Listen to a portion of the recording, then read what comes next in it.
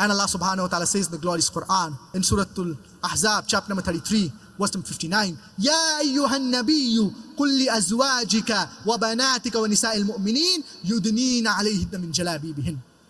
O Prophet, tell your wives and your daughters and the believing women that when they go abroad, they should put on the cloak so that they shall be recognized and it will prevent them from being molested. I would like to give an example of twin sisters who are walking down the streets of Abuja in Nigeria, and both of them, they are equally beautiful. One is dressed in the Islamic hijab.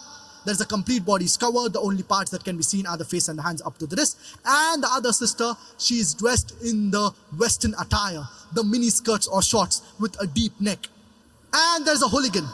There is a ruffian who's waiting for a catch, who's waiting to tease a girl. I am asking the question, which girl will he tease? Will he tease the girl in the Islamic hijab, or will he tease the girl in the mini skirts or shorts?